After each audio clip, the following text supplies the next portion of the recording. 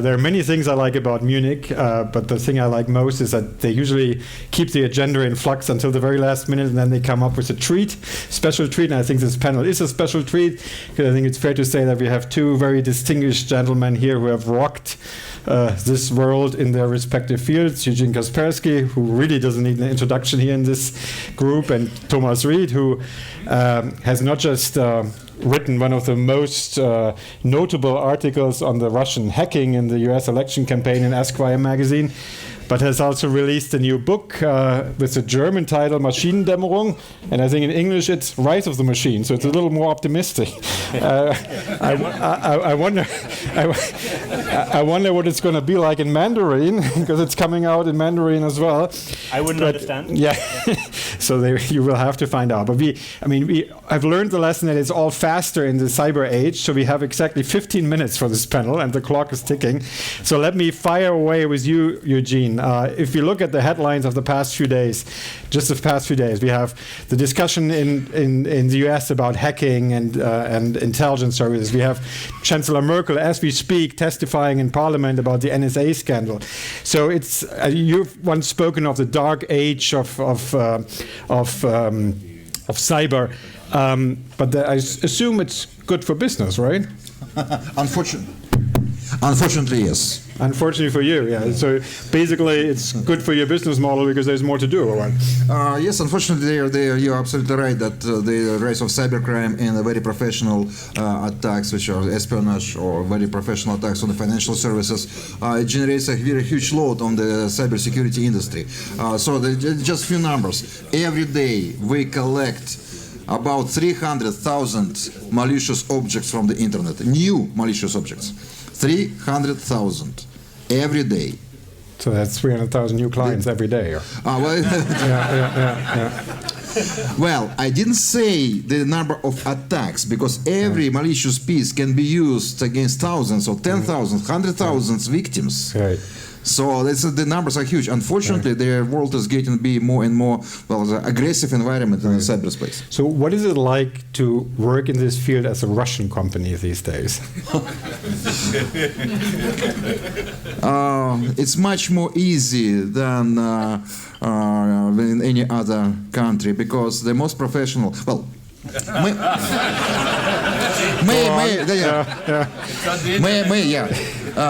may quote Condoleezza Rice. Once she said, there was a panel, and she turned to me and she said, by the way, Russian software engineers are the best. I agree. Russian software engineers are the best. And also Russian hackers and cyber criminals, they are worst. So but we enjoy the benefits of having access to the best sources, of best software engineers, and at the same time living in the same region. I didn't say Russia, Russian speaking. Okay, so it's a new... We live in the same region with the best hackers, because we are first. In many cases, we are first to see the new technologies, new vectors of the attacks. So we are first to recognize that something wrong is going on. So we have a new definition of and the best. And of course, it's like we have to pay double attention to be respected, recognized company, because I know that, of course, I don't need to explain that. Being a Russian company, we have to pay twice to be a trusted source of these other products and technologies. So we have a new definition of the best and the brightest here. Thomas, you, as I mentioned, you wrote this article, which I think had the title how they pulled it off, or similar, or how the Russians pulled off the biggest hack in U.S. electoral history. How did they pull it off? Well, let me just, this works. Let me just quickly respond to something that Eugene said. And Eugene did not ask me to make this statement, but I want to make this statement. That Russians are the best, or no? Kind of, actually, because I think what happened in the past couple of months, and especially weeks in the United States, indeed makes it very difficult for a Russian cybersecurity company. Partly because the press coverage, especially in the past week or two, has been extremely counterproductive. You know, a degree of conspiracy theory in the United States is back in fashion. And especially in the past few days, with the friction between the intelligence community and the Trump administration getting really, really very strong, I feel very uncomfortable with the kind of press coverage that we see even in the New York Times and the Washington Post. So you think it's exaggerated, or is it blaming the wrong people? Let me just, on Kaspersky, on the company Kaspersky, I've been working with many of their threat intelligence people for many years, and I think Eugene is right, they have some of the very best people in the entire industry. They do incredible work, and I would just, you don't hear this often these days, but I would just caution people to not just talk about the Russians. We don't talk about the Americans wholesale. We don't talk about the Germans wholesale. This is a very large country with a lot of different interests and different companies. So let's be careful when we make these sweeping statements. That is a very good point. But Eugene, you mentioned in some of your recent articles, I mean, there has been political propaganda, obviously, for a long time or so. With the IT age, it's a little different now. Because it's easier to politicize it, right? Because you don't really see, often people don't know who the perpetrators are, or for years it doesn't come out. So has that changed the entire equation? Well, actually, this is not the news that political propaganda is not their IT technology, but they use IT just as a new tool to support the same ideas, to do the same thing. So it's... I don't want to say that the reason of that is IT, but IT is just a very powerful tool, the internet and all this, this. I will even use the definition of the information wars. Right now, because in the internet time it's so easy to have access to any kind of information, and it's very easy to release this information or disinformation. And they probably cross borders very easily, disinformation, while there is hardly any cooperation between countries on that, or is there? Oh yes, that's exactly the problem which I'm talking about for more than 10 years. Living in a cyber age, to fight with the cyber evil, there must be very strong cooperation between leading nations to sit together at the table and agree about some basic rules in a cyberspace, about say cyber security. Maybe one day we will see that. Okay, so well, actually, what's going on? It's against the cybercrime. There is cooperation, but it's not enough. It's just a very first step. And I remember the very first conference, the London Cyberspace Conference in 2011. If you remember. So I was really happy because they were the prime ministers, their presidents. There was a top level meeting, and they were speaking exactly the same things that I was speaking about for 10 years before that. Finally. Finally, yes. International cooperation against cybercrime. Their private-public partnership, the information sharing. Now it's the usual terms now. But I was speaking about that for years before it happened. But Thomas, you also take in your book a very long-term perspective on this whole thing, and and one of your points is that we have always had a kind of a mixed view on technology and machines. There were times when people were more euphoric, when they were more pessimistic. How does that? I mean, what state are we in right now? Well, what stage are we in right now? So let me tease out a detail that is more sort of down to earth and very practical. When we talk about these high-profile breaches, and many people here in the audience will know that the German Parliament had a major breach. Has been hacked. Bundestag, just before the Democratic National Committee was hacked in the US. Some assume by the same perpetrator. The evidence that links the two cases, the German Bundestag to the DNC breach, is very strong. That's a command and control infrastructure that was not widely known at the time, and it was hard-coded. The IP address was hard-coded into the implants. So I think when we talk about these high-profile cases perpetrated by political entities, by intelligence agencies, we have to understand they operate at very high volumes of targets. And they make mistakes. Also, criminal hackers make mistakes. And companies, as well as intelligence agencies and others, can find these mistakes and then analyze them in a great level of detail, with sometimes very high fidelity and also certainty about the evidence that we find. So often people don't appreciate how much we know about these operations if you start digging and looking very closely. So that's just a really important point that I wanted to highlight. In the fight against cybercrime or against state actors, today, disinformation is a very old word Eugene mentioned, is a very old practice. But today we actually have more evidence than we had in the Cold War for disinformation campaigns and for espionage campaigns. But do you think it's possible that, let's assume, for example, in the upcoming German electoral campaign, many people in Berlin tell you, well, we're going to see similar cyber attacks, we're going to see similar leaks, the way we have seen in the US or so, or we're going to see social bots being used by the parties. Can that affect the perspective people have on this technology, that they feel more frightened, that they... These people, you mean victims of... No, I mean, in general, the general public, yeah. Yeah, so, I think Germany right now, as well as France right now, in the UK further down the line, in Europe, we have an opportunity to learn from some of the mistakes that the American political system really America made.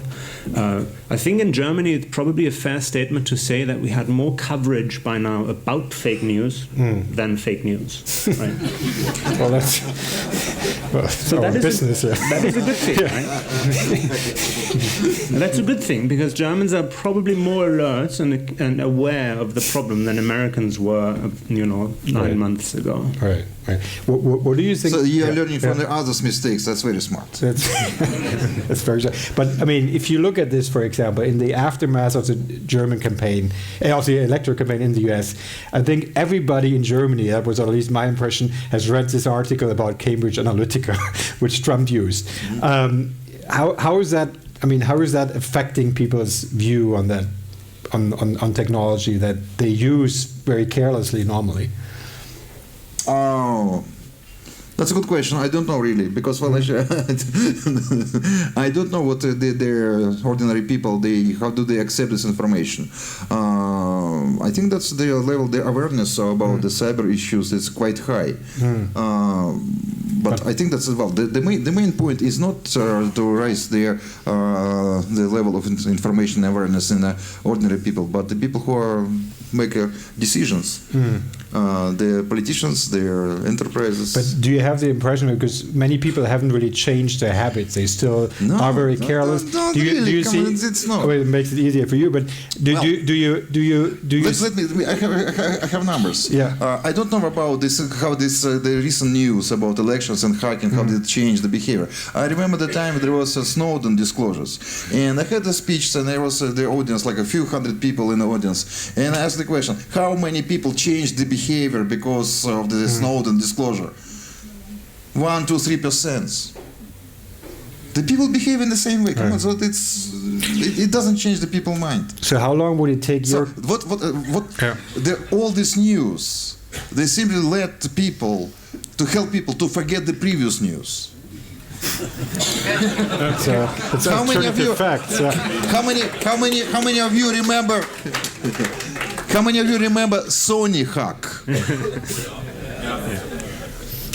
It's gone.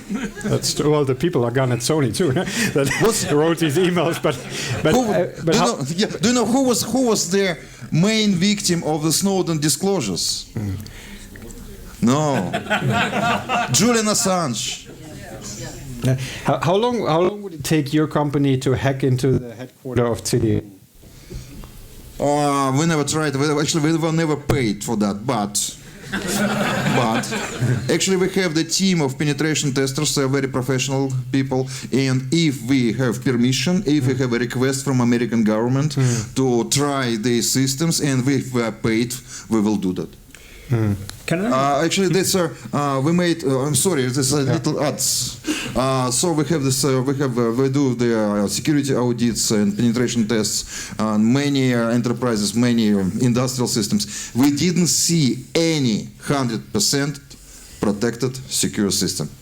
Zero. Anywhere, yeah. All of them vulnerable. It simply takes time and resources to find the breach. Thomas wanted to I'd like to bring a theme to the attention of the audience that I think is new and extremely important that I haven't heard discussed today yet. On election night, on November 9, American US election night, I was in San Francisco. I sort of planned a trip around the election. And of course, the city was in shock on the next day with Trump winning the election very unexpectedly. Felt really like Brexit to me.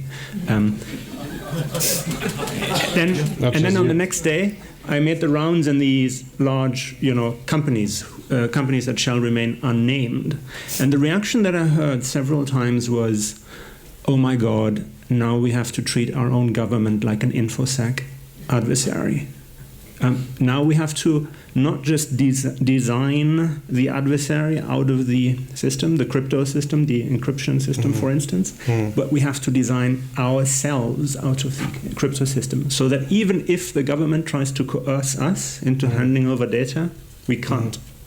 So, and not that's more than end-to-end encryption. That's designing crypto systems that are essentially on autopilot once you switch the flip. But is that your impression that there's going to be a confrontational approach in, let's say, Silicon Valley, or? What I'm trying to say here is that this sounds drastic, but I think we live in drastic times. A lot of people, myself included, see liberal democracy under pressure and rolling back slowly. I think that's not an overstatement today. That has consequences for information security. That has consequences for privacy. We all want, even in a system that could be more adversarial than what we have today, that is what a lot of people in Silicon Valley think right now. How can we basically bake liberal values, liberal democracy into information systems, so that in the future, which could be even darker than what we have right now, our privacy and really our freedom is preserved by technology. I'm sure we could go on for hours, but our time is already running out. So one last question to you, Eugene. When you look at Trump and the debates of the past few days, do you think the Russia connection is going to bring him down? No idea. Well, I'm IT security guy. Don't ask me the political question. I'm watching what's going on, but don't ask me. I don't have the expert's opinion. Well, you have a private opinion. I can discuss that somewhere at home in my kitchen, but not here because. Okay.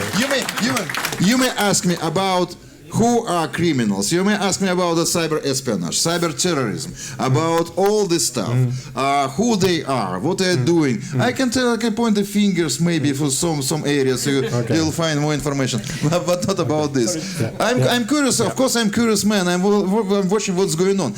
Of course, I bought popcorn and switched my TV on, expecting the 3 major elections in Europe this year. I will enjoy that, as many others. I'm sure you will. Especially if I'm Russian, so I'm watching from the distance. One final last word, because it's really so important. The way you phrase the question, in a way, about whether the Russia connection could bring down Trump is already, I think, quite problematic.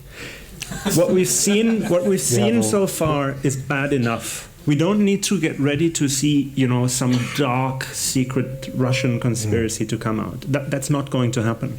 What he's done so far, or not done, tax returns, etc., that's bad enough. I mean, we don't need to wait for even more.